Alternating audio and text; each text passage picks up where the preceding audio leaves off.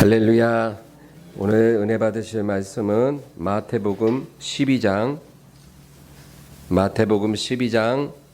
46절에서 50절입니다. 마태복음 12장 46절부터 50절.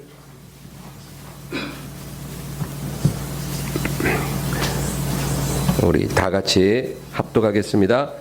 예수께서 무리에게 말씀하실 때 그의 어머니와 동생들이 예수께 말하려고 밖에 섰더니 한 사람이 예수께 여짜오되 보소서 당신의 어머니와 동생들이 당신께 말하려고 밖에 서 있나이다 하니 말하던 사람에게 대답하여 이르시되 누가 내 어머니며 내 동생들이냐 하시고 손을 내밀어 제자들을 가리켜 이르시되 나의 어머니와 나의 동생들을 보라. 누구든지 하늘에 계신 내 아버지의 뜻대로 하는 자가 내 형제요 자매요 어머니니라 하시더라. 아멘. 오늘 말씀 나누기 전에 우리 마음이 준비되도록 우리 합심해서 한번 기도하겠습니다.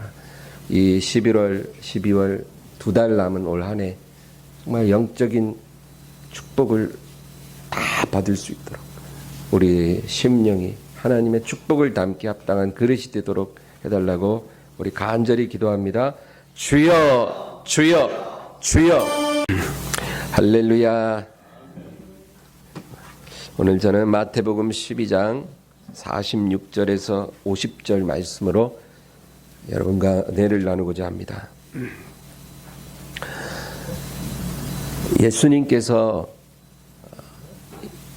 이 세상에 육신으로 오신 것을 여러분 믿으십니까? 네. 예수님이 이 세상에 육신으로 오신 것을 성육신이라고 합니다. 성육신. 여러분 이 성육신은 정말로 엄청난 사건이고 놀라운 신비입니다. 우리가 그 성육신의 신비를 깨닫는다면 정말로 하나님을 영원히 찬양할 수밖에 없을 것입니다. 여러분 하나님의 아들이시고 하나님의 본체이신 그분께서 우리와 같은 육신을 입으시고 이 세상에 오셨다는 거예요. 왜 그분이 그 하늘 영광을 버리고 육신을 입고 우리와 같은 사람이 되셔야 했는지 정말로 알다가도 모를 일이에요.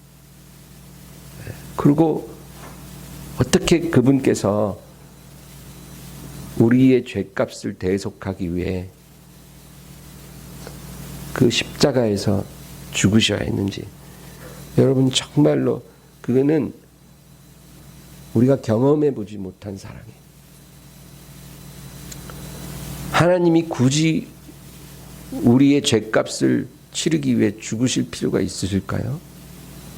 전 지금도 그게 이해할 수가 없어요. 그래서 기도할 때마다 하나님 제가 그것을 이해하게 해주세요. 그 안에 담긴 하나님의 사랑을 제가 정말 알고 싶습니다. 그 사랑이 얼마나 깊은지 높은지 큰지 제가 알고 싶습니다. 여러분 그렇잖아요. 어떤 사람이 집에 개 한 마리를 길러요. 근데 그 개가 너무 사랑스러운데 이 개가 병이 들었어요. 이 개를 꼭 고쳐야 되겠어요. 근데 그 개를 고치겠다고 자기 아들을 잡아서 그 개에게 주는 주인이 있을까요? 말도 안 되죠. 아무리 개가 귀하기로서니 자기 아들 잡아서 개에게 먹여주는 그런 미친 사람이 어디 있겠어요. 그런 일은 우리가 들을 수 없는 일이죠. 근데 하나님이 하신 일이 바로 그런 일이에요. 저와 여러분 같은 이 더러운 죄인들을 용서하시기 위해 하나님의 그 공의를 만족시키기 위해서 아들을 잡은 거예요. 그 아들을 잡기 위해 육신으로 이 세상에 보내신 거예요. 그러니까 예수님이 이 세상에 오신 거는 죽기 위해 오신 거예요. 왜? 저와 여러분을 살리기 위해. 그 사랑이 그게 경험했던 사랑인가요? 누가 그랬나요? 우리가 한 번도 경험해 보지 못한 사랑. 그래서 예수님이 이 세상에 오신 그 성육신의 사건은 정말로 너무나 놀라운 일이에요. 예수님은 이 세상에 오시기 전에도 하나님의 본체이셨어요. 하늘과 땅이 그분이 지으신 바 되었고 만물이 그분의 소유예요. 그런 분이 뭐가 아쉬워서 이 세상에 육신으로 오셔서 저와 여러분의 목자가 되길 원하시고 왕이 되길 원하시고 우리를 다스리시는 왕이 되기 위해 우리와 똑같은 육신을 입으신 거예요. 여러분 이해가 되세요? 이해가 안 돼야 정상이에요. 마치 예를 들면 삼성그룹의 회장님께서 아파트 입주자 대표 선거에 출마해서 아파트 입주자 대표가 되려고 애쓰는 것과 똑같은 이해할 수 없는 대기업의 회장님이 뭐가 아쉬워서 아파트 입주자 대표가 되고 싶어 하겠어요. 말도 안 되잖아요. 너무나 하찮은 직분이잖아요. 그거는 뭐가 아쉬워서 그러겠어요. 그런데 예수님 바로 우리의 왕이 되고자 하시는 것이 바로 그런 일이에요. 저와 여러분을 친히 이끄시는 목자가 되고 싶으신 거예요. 우리의 친구가 되고 싶으신 거예요. 우리 옆에 있고 싶으신 거예요. 그래서 하늘에 계실 수가 없어서 이 땅에 육신을 입고 오시고 그 모습으로 우리를 위해 죽으신 거예요. 우리 평생의 소원이 그 사랑을 깨닫는 것입니다. 그 사랑을 우리가 깨닫는 만큼 매일의 삶에 그 사랑 안에 거하는 만큼 주님을 향한 나의 예배도 더 향기로워질 줄로 믿습니다. 그게 주님을 섬기는 길이에요. 그저 어떤 몸이 여기 이 자리에 와 있고 어떤 형식적인 행위를 통해서 하나님을 섬기는 것이 아니라 그 사랑을 깨닫고 그 사랑에 응답하는 우리의 심령이 준비된 만큼 하나님이 받으시는 예배가 되고 하나님이 기뻐하는 삶이 된다. 그겁니다. 그러니까 여러분 주님을 기쁘시게 하기 위해서 뭘 하고 이런 생각하지 마세요. 그런 거 100번 하는 것이 중요한 게 아니라 주님 제게 100억만 주시면 제가 50억 뚝 떼어 주님께 드리겠습니다. 이런 기도 좀 하지 마세요. 그런 게 주님을 기쁘시게 하는 게 아니라는 거예요. 우리가 해야 될 기도는 주님께서 나를 위해 이 세상에 오신 그 사랑, 왜 나를 위해 그 고통의 십자가에서 죽으셔야 했는지, 그 사랑이 얼마나 큰지 제가 좀 알고 싶습니다. 그 사랑을 알게 해주세요. 제 평생에 그 사랑을 깨달을 수 있다. 그 사랑의 10%라도 제가 깨달을 수 있다면 제가 족하겠습니다. 그러면 정말로 제가 주님을 향해 드리는 예배와 찬송이 정말로 더 향기로워질 것 같습니다. 여러분 우리가 이런 기도를 드려야 돼요. 그러면 그 기도를 분명히 응답해 주실 줄 믿습니다. 하나님이 제일 듣고 싶어하는 기도가 그런 기도예요. 그러면 하나님이 바로 응답해 주세요. 우리가 눈을 열어주셔요. 우리 마음을 열어주시고 성령을 부어주시는 거예요. 그래서 우리가 찬양 한 곡을 불러도 그 사랑 안에서 부르고 예배 한 번을 드려도 그 사랑에 감사해서 드리게 되면 그걸로 하나님은 충분히 영광을 받으시는 거지. 뭐 주님에게 막 몇 억씩 드리고 뭐 교회 몇 개 지어드리고 뭐 예배 뭐 수십 번 나오고 뭐 이런 겉으로 드러난 것들을 통해서 기쁘게 할 필요가 없다 그 말입니다. 그런 드러난 행위들은 우리의 마음에 표현되는 하나의 그냥 결과물에 불과한 거예요. 그런 것들은 있을 수도 있고 없을 수도 있는 그런 것들이지 그 자체가 중요한 게 아니다. 그래서 항상 주님 앞에 나올 때 지금 내 마음이 어떠한가, 항상 그것을 우리가 정직하게 돌아보고 주님 앞에 나와야 되는 거예요. 그러면 어떨까요? 항상 부족하거든요. 항상 내 마음이 너무 부끄럽거든요. 목사인 저도 그 마음을 가지면 늘 부끄러워요. 내가 정말로 목사로서 정말 주님을 사랑하고 있는가? 그 사랑 안에서 내가 기뻐하고 있는가? 늘 부족하거든요. 그러니까 그 마음으로 주님께 나아가면 주님 기뻐하신다는 거예요. 그런 사람이 어떻게 누가 어떻고 손가락질하면서 그렇게 남을 비판할 겨를이 있겠어요. 그래서 분명한 사실은 하나님의 아들이신 주님께서 육신을 입고 이 세상에 오셨다는 사실이에요. 그래서 우리가 역사를 이야기할 때 여러분 어떻게 말해요?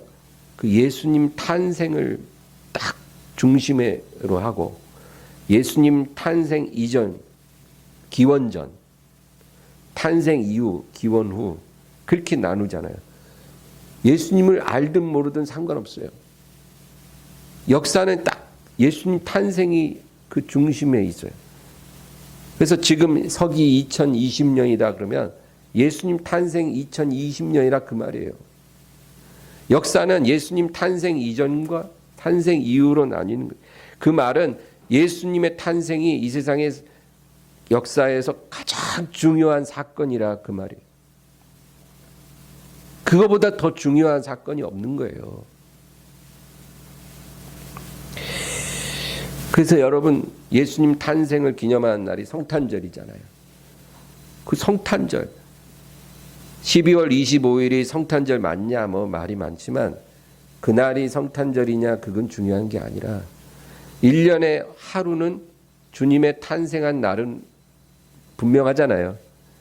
그래서 그 날을 기념하는 성탄절이 여러분 제일 큰 명절이에요. 이 땅 위에서 가장 보편적이고 큰 명절이 바로 성탄절이에요. 예수님에 대해서 1도 모르는 사람들도 성탄절 되면 기뻐 날뛰어요 막. 그것도 하나님이 섭리라니까요. 성탄절은 기쁜 날이니까 그날 기뻐해야 돼. 왜?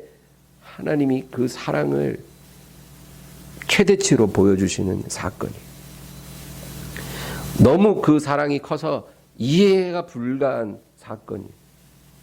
예수님이 이 세상에 오신 날, 그날 기뻐하고 축하하는 날이 될 수밖에 없다. 그렇죠?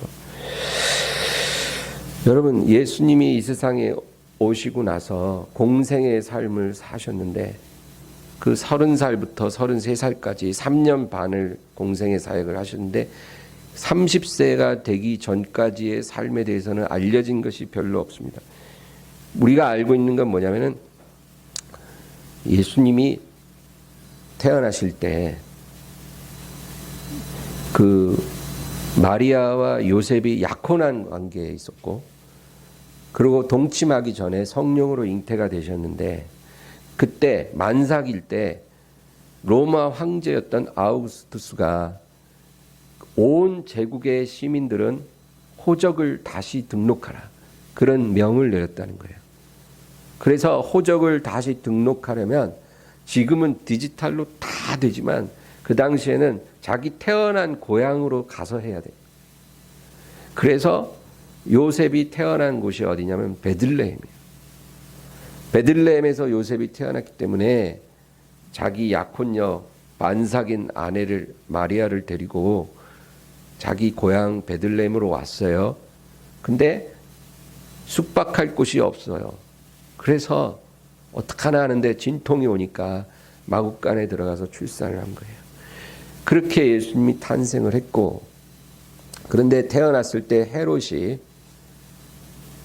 아기들을 다 죽이려고 하니까 피신을 해서 애굽에 가서 이집트에서 2년을 있다가 나사렛으로 돌아와서 거기서 자라나신 거죠. 그런데 아버지 요셉의 직업이 목수였기 때문에 그 아들인 예수님도 아버지 일을 도와드렸을 거고, 그리고 요셉은 일찍 죽었어요. 그러니까 장남이신 예수님께서 그 아버지의 업을 이어받아서 공생의 시작 전까지 목수로서 가정을 부양했을 것이다. 우리가 짐작을 하는 거죠. 아마 예수님 여러분 20대 때 목수 일을 하신 거예요. 그래서 나무를 막 자르고 다듬고 깎고, 그래서 막 집도 짓고 가구도 만들고 그런 일을 하시죠.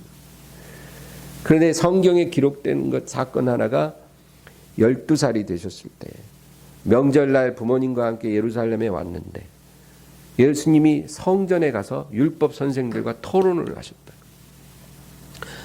그 부모가 예수님을 찾아서 와서 네가 왜 여기 있냐 그러니까 예수님이 뭐라냐면 내가 아버지 집에 있어야 할 줄을 알지 못하시나이까. 자기 부모한테 그래요. 내가 내 아버지 집에 있어야 할 것을 모르시나이까. 내가 지금 있어야 할 곳에 있는 것입니다. 그러니까 여러분 그 사건이 왜 기록됐냐면 예수님은 공생의 이전에도 이미 신성에 충만한 하늘의 지혜가 충만한 분이셨다라는 거죠. 우리가 그걸 알 수 있다 그거죠. 오늘 본문은 이제 공생애가 시작이 되셨는데 예수님이 어느 집에서 말씀을 전하고 계셔요. 근데 누가 와서 당신의 어머니와 동생들이 지금 밖에 찾아왔습니다. 그런 거예요. 여러분 예수님 동생들이 있어요. 예수님은 성령으로 출산되셨지만 그 다음부터는 정상적으로 요셉과 마리아 사이에 동생들이 태어난 거예요. 그래서 그 동생들과 함께 자라나신 거죠. 그런데 예수님이 한참 말씀 전하고 있는데 어머니와 동생들이 예수님을 찾아온 거예요. 여러분 예수님은 절대로 가족을 소홀히 하거나 외면하신 분이 아니에요. 예수님이 십자가에 못 박히셨을 때 그 어머니 마리아가 울고 계셨거든요. 근데 그 옆에 있던 어머니를 부축하고 있던 제자 요한에게 보라 네 어머니라 그러셨거든요. 그거는 내 어머니를 네가 좀 너에게 내가 부탁한다. 그 얘기예요. 나는 이렇게 죽지만 내 어머니를 부탁한다. 그러니까 마지막 돌아가시기 전에도 울고 있는 그 모친을 위해서 제자 요한에게 맡긴 거예요. 그래서 11 사도들 중에 여러분 이 요한은요 그 어머니를 부양하느라고 복음 사역을 제대로 못했어요. 베드로나 다른 제자들은 다 흩어져서 복음 전하다가 다 순교했지만 제자 요한만큼은 어머니를 부양하느라고 복음 사역을 제대로 못하고 순교할 기회도 없었어요. 그러다 나중에 밤모섬으로 유배돼서 90세가 넘어서 요한계시록을 기록하고 자연사했어요. 그러니까 요한은 좀 특별한 삶을 살았다는 거죠. 어쨌든 어머니를 그렇게 아꼈어요. 처음에 공생에 시작할 때 가나의 혼인집에 초대를 받았는데 어머니랑 예수님이 이제 갔는데 그 혼인집에 포도주가 딱 떨어지니까 어머니가 포도주가 떨어진 것 같다. 어머니 이 집 포도주 떨어진 게 저랑 무슨 상관이 있습니까? 그쵸? 예수님이 잔치집 포도주 채워주려고 오실 건 아니니까 영혼 구원하고 아무 상관없는 그런 기적을 예수님이 굳이 나타낼 이유가 없는 거예요. 그런데도 어머니가 그래도 지금 이 중요한 결혼식 날 포도주 떨어졌으면 큰일 아니냐. 하여튼 너만 믿는다. 이러고 그 하인들한테 저 양반이 뭐라고 하든지 그대로 하셔. 그리고 어머니가 이제 가신 거예요. 그 예수님이 모른 척 했겠어요? 어머니 때문이라도 그 부탁을 차마 거절할 수 없어서 그 항아리에 물을 아구까지 채우라. 그러고 갖다 주라. 최상급 포도주로 변한 거예요. 아무 영혼과 상관없는 그런 일까지도 어머니 부탁이니까 거절 못하고 들어주신 분이 예수님이시다. 그런데 오늘 본문에 보면 바깥에 어머니와 동생들이 찾아왔는데요. 그러니까 예수님이 누가 내 어머니며 내 동생들이냐? 누가 내 가족이냐? 그 말이에요. 누가 나에게 특별한 사람이냐? 누가 나와 친밀한 사람이냐? 그 질문을 하는 거예요. 그리고 오늘 본문 49절 50절 우리 한번 더 읽겠습니다. 49절 50절 시작. 손을 내밀어 제자들을 가리켜 이르시되 나의 어머니와 나의 동생들을 보라. 누구든지 하늘에 계신 내 아버지의 뜻대로 하는 자가 내 형제요 자매요 어머니이니라 하시더라. 지금 내 앞에서 말씀 듣고 있는 이 제자들이 바로 나의 어머니와 내 동생들이니라. 아마 밖에서 그 말을 들은 어머니와 동생들 굉장히 서운했을지도 몰라요. 예수님이 이렇게 말씀하신 의미가 있는 거죠. 여러분, 혈육에 너무 집착하지 마시기 바랍니다. 우리와 피를 나눈 가족, 여러분 그 혈육보다도 더 중요한 게 성령이에요. 피를 나눈 것보다 더 중요한 게 영을 나눈 거예요. 그래서 자신과 육적인 가족을 이룬 사람들보다 자신 앞에 앉아서 영의 말씀을 듣고 있는 그 제자들이 내 어머니와 내 형제요 자매다. 그 말씀은 우리에게 적용돼야 돼요. 여러분, 우리 가족도 소중하지만, 그쵸? 가족 소중해요. 피를 나눈 가족들 소중하죠. 끊을 수 없는 정이 있어요. 그러나 그 가족보다도 하나님 앞에서 말씀으로 연합되고 영으로 연합된 형제 자매들이 더 소중하고 더 가까운 존재라는 사실을 우리 하나님께서 말씀해 주신다는 거예요. 이 말씀을 받으시기를 바랍니다. 성령이 중요하다는 거예요. 성령을 함께 나누고 교제하는 사람들이 하나님의 관점에서는 더 가까운 사이고 소중한 관계다.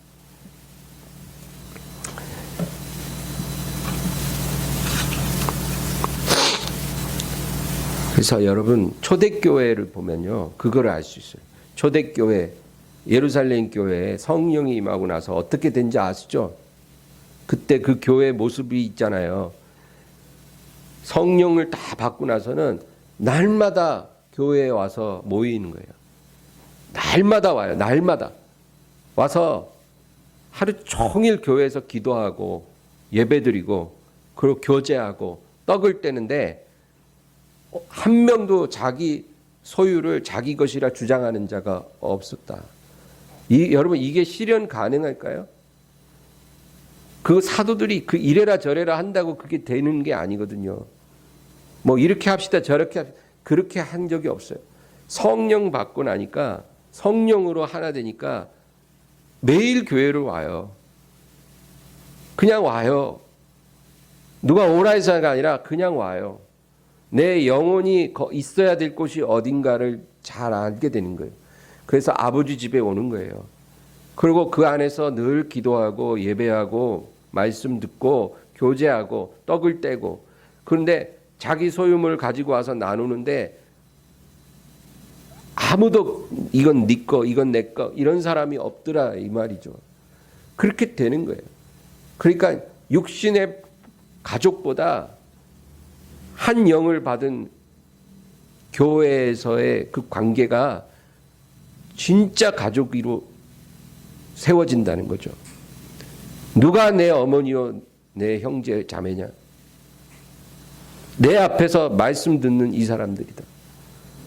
바깥에 서 있는 모친과 동생들보다도 지금 내 앞에 말씀 듣고 있는 이들이 내 모친이요 내 형제 자매다. 주님 말씀하신 그거예요. 그래서 여러분, 우리가 가족을 소홀히 하라 그 말이 아니에요. 가족은 어쩔 수 없이 소중해요. 그러나 그 가족보다 더 소중한 것이 바로 한 영을 받아 함께 연합된 형제 자매들이다라는 사실. 초대교회가 바로 그런 모습이었다라는 사실. 거기에 비해서 지금 현대 교회의 모습은 하나님이 원하시는 그런 모습이 결코 아니라는 사실. 지금 어때요? 교회 오면은 옆에서 예배드린 사람 이름도 잘 몰라요. 이거 혹시 사기꾼 아니야? 누가 막 친절하게 대해주면 그런 의심부터 생기고, 그쵸? 요즘 하도 사기꾼이 많으니까 그냥 고개 푹 숙이고 예배만 드리고 가요. 깊은 교제를 나누려고 안 해요. 자신을 드러내고 싶지 않아요. 더군다나 이제 막 코로나 걸릴까봐 더 멀어져. 이런 모습이 하나님이 원하시는 모습이 결코 아니다라는 거. 우리 누가복음 11장을 한번 찾아보겠습니다.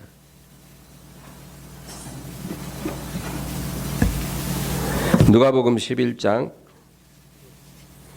27절부터 28절입니다. 누가복음 11장 27절에 28절 합독합니다. 이 말씀을 하실 때 무리 중에서 한 여자가 음성을 높여 이르되 당신을 뵌 태와 당신을 먹인 젖이 복이 있나이다 하니 예수께서 이르시되 오히려 하나님의 말씀을 듣고 지키는 자가 복이 있느니라 하시니라. 아멘. 한 여인이 예수님께 외쳐요. 당신을 뵌 태와 먹인 젖이 복이 있나이다. 그러니까 예수님을 출산한 그 마리아가 복 있다 그 말이죠. 여러분 정말 틀린 말은 아니에요. 지구상에 있는 여인들 중에 가장 선택받은 여인이죠. 하나님을 잉태한 여인. 엄청난 축복이고 영광이죠. 그러나 처녀로서 하나님을 출산한 마리아보다 더 복 있는 자가 있다는 거예요. 그보다도 더 복 있는 자가 있다. 누구예요? 하나님의 말씀을 듣고 지키는 자죠. 여러분, 저와 여러분이 하나님 말씀을 하나님 말씀으로 듣고 지킨다면 우리가 마리아보다 더 복 있는 사람이라는 거예요. 하나님을 잉태하고 출산한 그 여자보다 저와 여러분이 더 복 있는 자가 된다는 거예요. 얼마나 중요합니까? 저는 이 말씀을 가톨릭 교회에다가 해주고 싶어요. 어떻게 더 중요한 사람이, 더 복 있는 사람이 덜 복 있는 사람한테 기도를 합니까? 하나님 말씀을 듣고 지키는 자가 마리아보다 더 복 있다고 하는데 왜 마리아가 필요해요?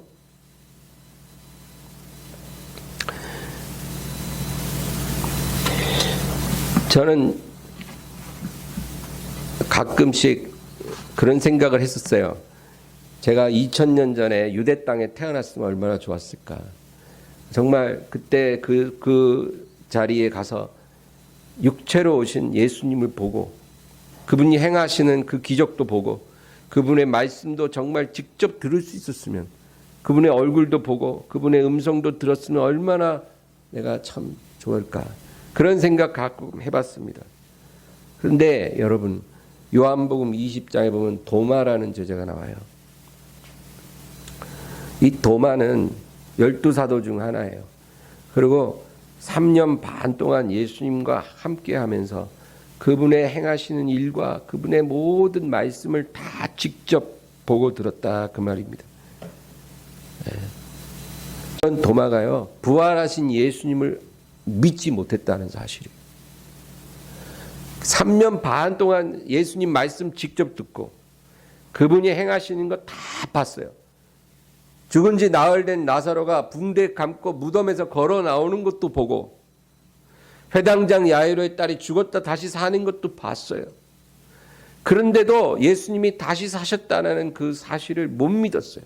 그래서 뭐라 그러냐면, 내가 직접 보고 그 못자국 난 손 만지고 그 창에 찔린 옆구리 내가 손 넣어보기 전에는 못 믿겠다. 아주 대단한 사람이에요, 도마도. 직접 봐도 못 믿는 사람이에요. 그래서 부활하신 주님 만나기 전에는 내가 믿을 수 없다. 그런데 예수님이 도마 앞에 서서 말씀하세요. 이리 와서 내 손을 만지고 내 옆구리에 손을 넣어보라. 그리하여 믿지 않는 자가 되지 말고 믿는 자가 되라. 그러니까 도마가 나의 주님이시며 나의 하나님이십니다. 그렇게 고백하니까 예수님이 뭐라 해요? 너는 나를 본고로 믿느냐? 보지 않고 믿는 자가 복이 있다. 여러분, 저와 여러분이 도마보다 복이 있다 그 말이에요. 지금 예수님의 12 사도로 택함을 받고 3년 반을 그분의 얼굴 보고 그분의 숨소리 듣고 같이 밥 먹고 설교 직접 듣고 모든 기적을 직접 본 도마보다도, 그래도 부활하신 주님을 못 믿겠다고 한 그 도마보다도 한 번도 본 적 없고 한 번도 그 육성을 들어본 적 없는 저와 여러분이 믿잖아요. 예수님 이 세상에 오신 것도 믿고 죽으신 것도 믿고 다시 사신 것도 믿고 이 자리에 계신 것도 믿고 내 안에 계신 것도 믿고 나를 사랑하신 것도 믿잖아요. 우리가 도마보다 복 있다니까요. 마리아보다 복 있고 도마보다 복 있고 성경에 나오는 그 주인공들보다도 지금 이 시간에 주님의 말씀, 그 말씀 붙잡고 믿음으로 예배하는 저희들이 더 복 있다고 주님이 말씀하고 계신 거예요.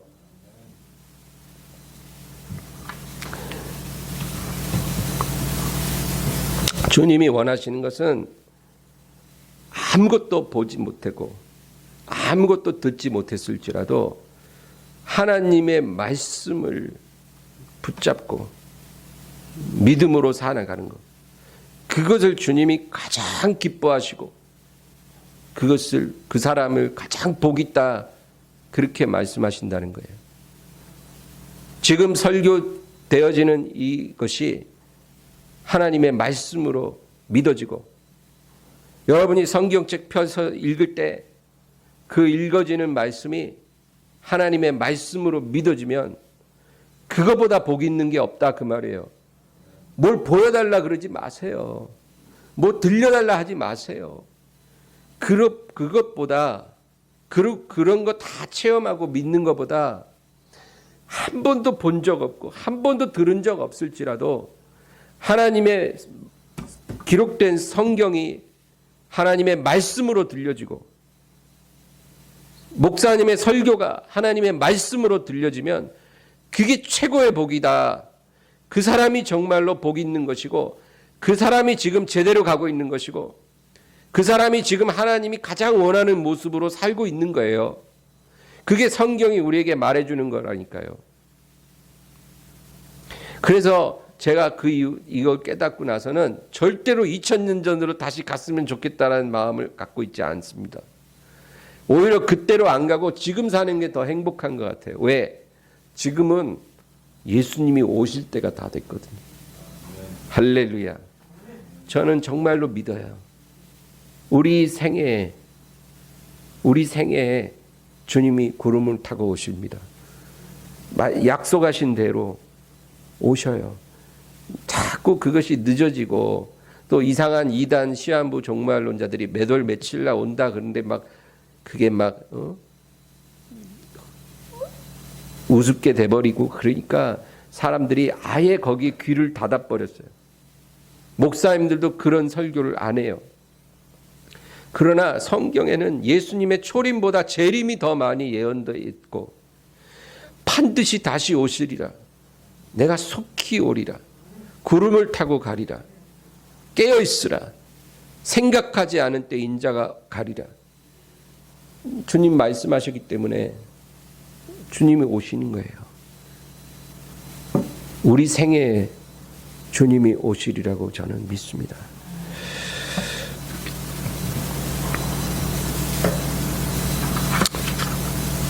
두아디라 교회에 주님께서 뭐라 그랬냐면, 너희에게 있는 것을 내가 올 때까지 굳게 잡으라.